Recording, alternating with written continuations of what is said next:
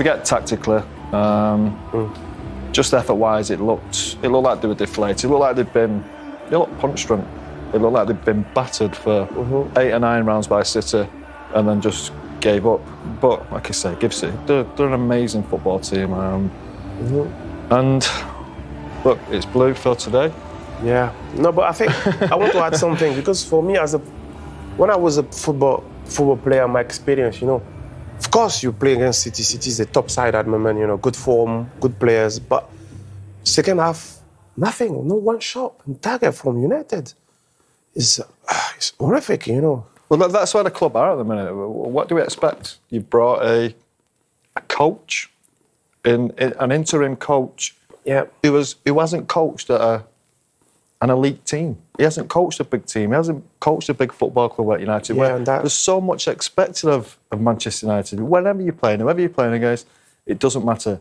Like I said, he's never been at a top club. He's coached a team for 2 years out of the last 10 years. How have United, behind the scenes, how have they come to the conclusion that this man is going to be the right man for 6 or 7 months?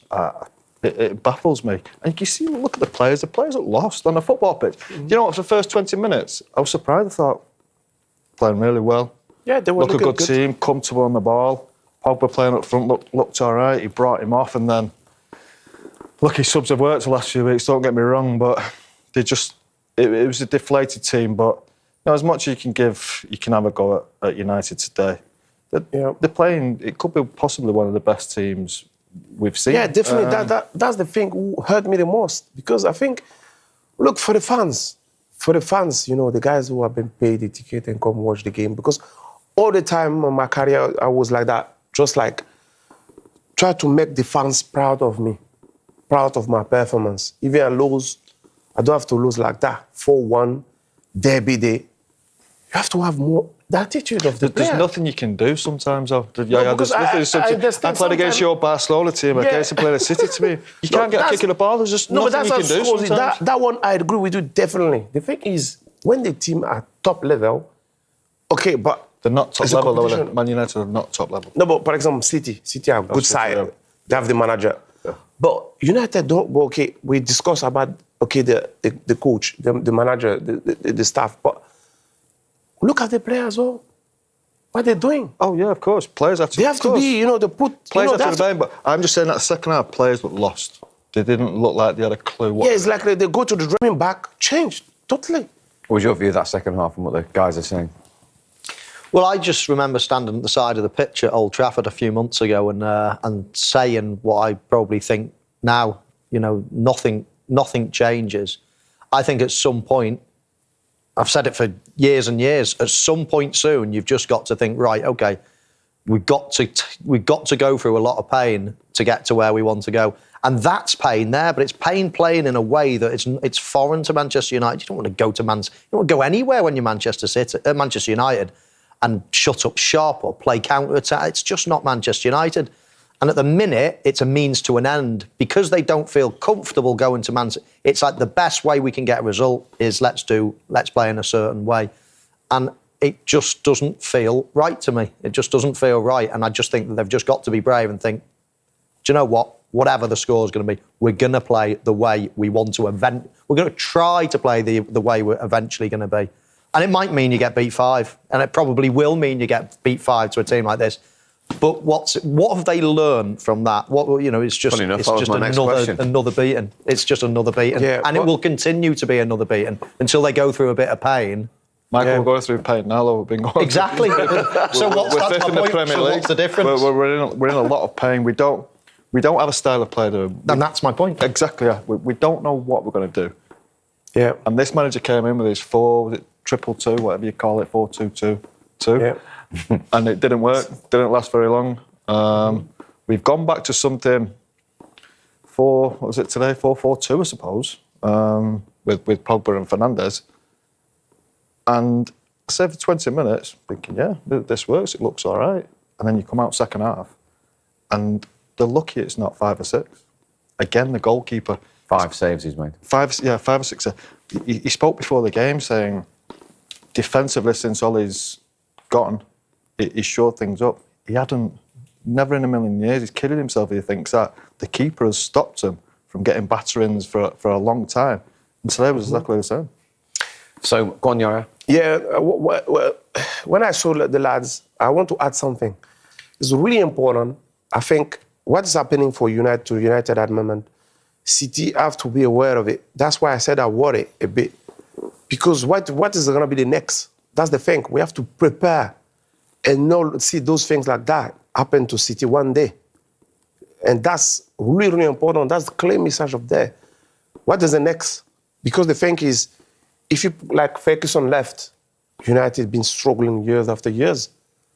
And to be honest, fans or people is going to talk about, okay, but when I arrived to this, before I arrived to this club 2010, City was at middle table. Well, not middle table, maybe 4th or 5th. United was above.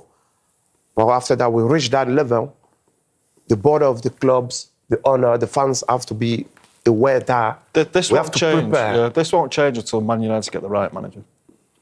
Can change because, It for won't example, look, change. when Ferguson left, problem.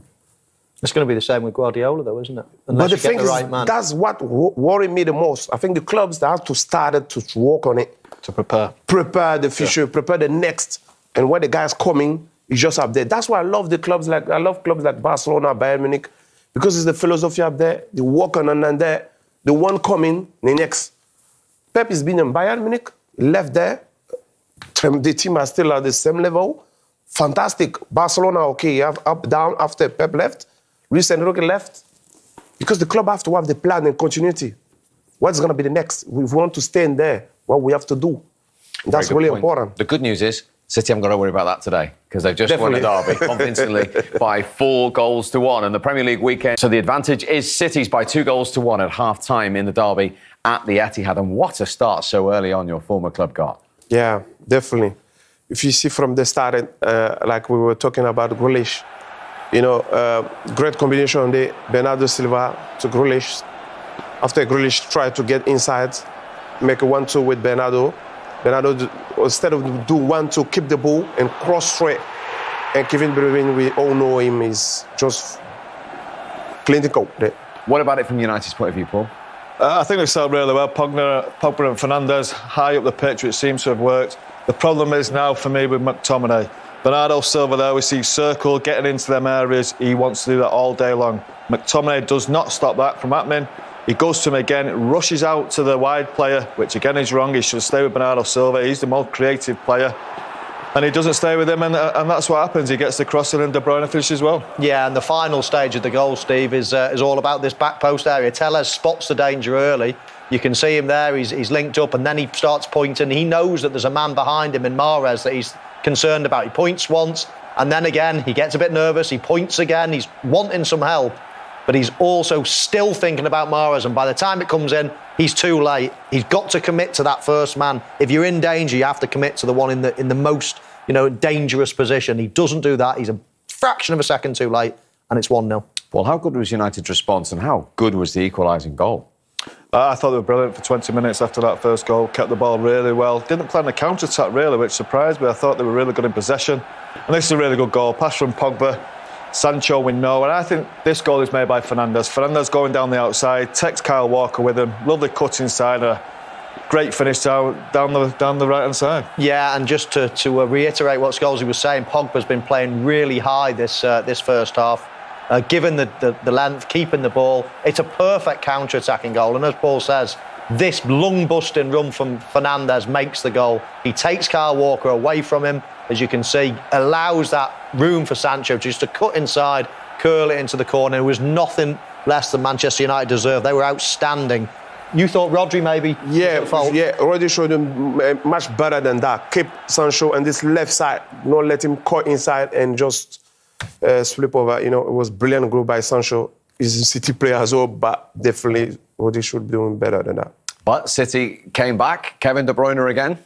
Yeah, brilliant goal. He was there in the right time. Just the ball come to him. Started with Foden.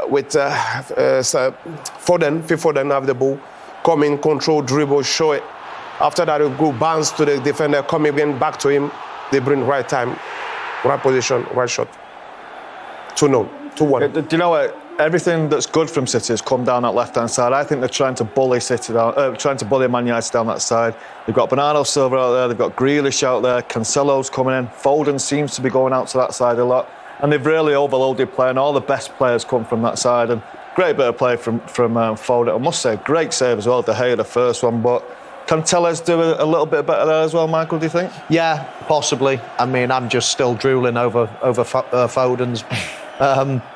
Part in that goal, his touch, the pace he does everything. He's in such control with balls bouncing all over the place. I mean, he's so talented, that lad. Much discussion between us all about United's setup before the game. What have you made of the way they've implicated that in that first half? Yeah, I think it's good. I think the first 20 minutes were really good. City did come into the last 15, 20 minutes of that first half, really created a lot of chances. And as I say, I think McTominay especially, he's got to be aware of Bernardo Silva. Bernardo Silva, too many times, he's getting into them pockets of space. That's allowing Grealish to come into the game. Foden's coming over. They're really overloading that left-hand side. And before the game, I expect it to be all down Telles' side with Mahrez. It's only happened once or twice. All the dangerous play has come down from United's right-hand side, City's left-hand side. McTominay especially has got to be aware of Bernardo Silva.